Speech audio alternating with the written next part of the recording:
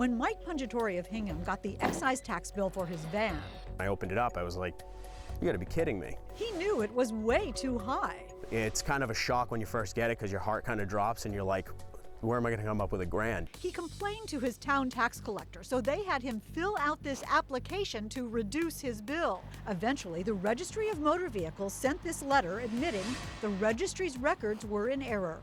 The registry's records were in error?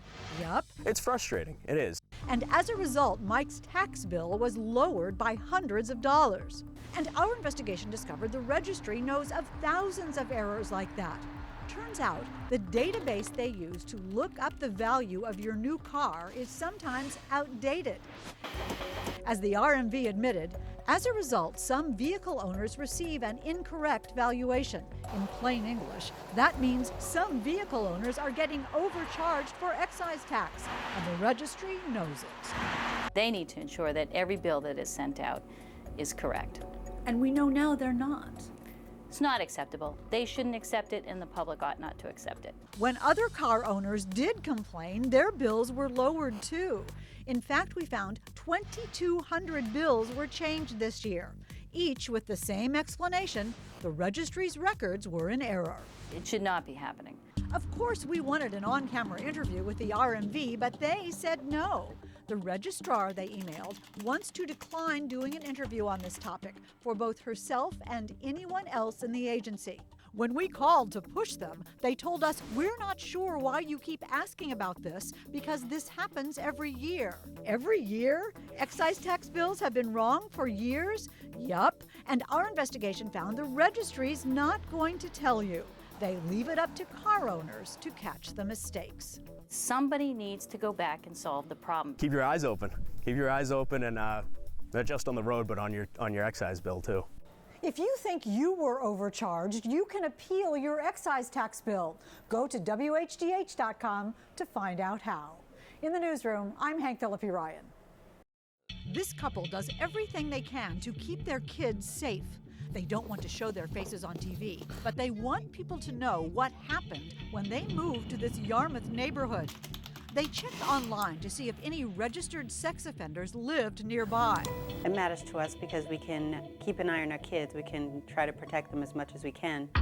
Police say they should have seen this face, Matthew Bizio, who raped a child. But they didn't, even though police say Bizio lived on the couple's street. Bizio is a level 3 sex offender because the state believes he is dangerous and could hurt another child. So why wasn't he on the Yarmouth sex offender list? Because he registered in Fall River and said he was homeless. That's scary. And our investigation discovered many offenders are exploiting a loophole in the law. They register their address as homeless, which is legal, but then simply live under the radar anywhere they want, which isn't legal. So sex offenders are using this loophole to hide from the police. Yes. And from the public. Yes. And it works. Yes. They don't want the stigma or the fact that the police come to wherever they're staying to check on them. They don't want the neighbors to know. So they lie. So they lie. Did this man lie? Police in Arlington say S.E. Billingsley, a convicted level 3 sex offender with a history of violence, broke into a woman's home and viciously attacked and raped her a week ago. Records show Billingsley is registered at 1 Blackstone Road. This is 1 Blackstone Road, the Long Island homeless shelter, located out there in the middle of Boston Harbor, a place so remote. This is as close as we can get. But police are investigating whether he actually lived in Arlington. Many sex offenders register their address as a homeless shelter, but officials at one well-known shelter tell me 75% of the sex offenders who claim to live there don't. Arlington police told us about another case from just 2 months ago. They say this sex offender, David Simon, registered as homeless in Arlington, but was really living in Lynn. The result of a homeless person gaming the system results in an added level of danger in the community. Back in Yarmouth, the police arrested Bizio in February and charged him with failure to register. But they know he's just one example of a statewide problem. What happened here in Yarmouth could happen in any city or town in Massachusetts. Yes. Do you think it does? Yes. Do you think the public knows that? Not to the extent that they should, no. And now no one understands that better than this family, who trusted a system that failed them. It's disturbing. We've learned some local police departments are teaming up to share information about homeless sex offenders. They're hoping it will help them catch offenders who are lying about where they live. In the newsroom, I'm Hank Philippi Ryan. Andre, can we talk to you? That's Andre Van running from our camera, which seems odd because if you look at YouTube and social media postings, it appears Andre Van from Plainville, Mass. is all about being on camera. And here he is posing with Mayor Menino, and here with Drake and Chris Brown, and here at a book signing in New York City with Jermaine Jackson, which brings us to why he's not running just from this camera, but from our big question, the one he apparently didn't want to answer. I'd just like to ask you why you're telling people you're related to Michael Jackson. Yup. According to police reports, this guy gets people to give him money for his business ventures by telling them he's Gepetto Jackson, Jermaine Jackson's secret son and Michael Jackson's nephew. Michael Jackson's nephew? Stamford, Connecticut police investigating Van told me, no way. It's not true. You know that. We spoke to the Jackson camp. These Stanford police reports say Van stated no, Jermaine Jackson was not his father. He just hangs around with the Jacksons so people think he is. And his Facebook page is a gallery of Jacksonabilia, and seems like it works. Victims in several states say they've given the phony Jackson a total of at least $100,000. What's going on here? It's an individual who learned how to perpetrate a great scam and is just not giving up on it. Anita, who lives in Worcester, says she gave Gepetto Jackson $15,000. I'm embarrassed. I'm humiliated. She says Jackson told her the money was for his album, tour, and to finish his movie called Secret Son. He even taped an IOU promising to pay her back. I'm Gepetto Jackson, a.k.a. But so far, he has not. He's destroying people's lives.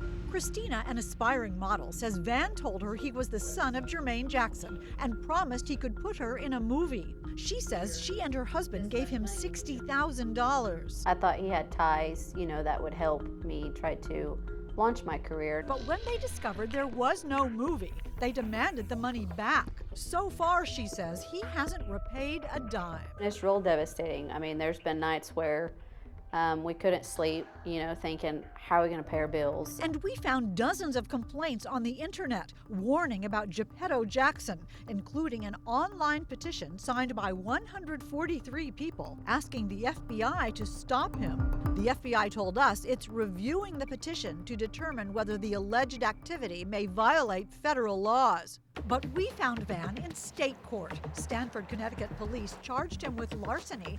They say he got $20,000 from another young woman. She too was convinced he was a Jackson. Van clearly doesn't want to talk about it, but police say fair warning. Online complaints say he's now using several other names. No matter what he purports to be, he is nothing other than Andre Van, who is a scam artist. Since our story aired last night, Natick police now say they found another victim and they're taking action. They've put out what they're calling a wanted poster for Van. They say they have an arrest warrant for him on a charge of larceny by false pretense. And police believe there could be more victims. If you have information, call your local police department. In the newsroom, I'm Hank Philippi Ryan. Boston police say this man attacks his victims with axes and hammers. Here he is, caught by a neighbor's surveillance camera in the act. I think that he's dangerous. It's been going on and on and on and on. And officials are powerless to stop it. All the police know about him, but they can't do anything. It's not people, the police say Brighton resident Joe Rizza is harming. It's trees. Police reports say Rizza dresses in black like a ninja. Then, under cover of darkness, he attacks the trunks of neighborhood trees with a hammer or axe. Listen. And then he disappears into the night.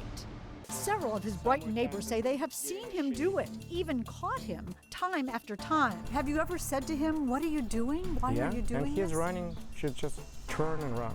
Eventually, the trees die. But though he's been repeatedly charged with malicious destruction of property and was even court-ordered to wear an electronic monitoring bracelet, neighbors say the attacks continue. That is what he does? That's what he does. Here's proof residents are terrified of where the tree ninja will attack next. They've actually created wood and chicken wire barricades to keep him away. That's bizarre. It is bizarre. The city initially replaced the ninja victims, costing so far about $4,300 taxpayer dollars. But now the city says they simply can't keep replanting. Why? Because he's going to do it again. Look, here's what Winship Street looked like in 2009. See that tree on the left? Now it's gone. Riz has now been charged again. That's why he was in Brighton court this day. But he wasn't answering any of our questions. Why do you chop the trees? His father admitted his son has a problem. So why does he do it? Does he told you why he does it?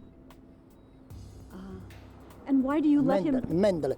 And his mother simply ordered us to go away. In the neighborhood. Go away. But for now, neighbors watch and barricade and wonder if there'll be another attack. Hank Philippi Ryan, 7 News.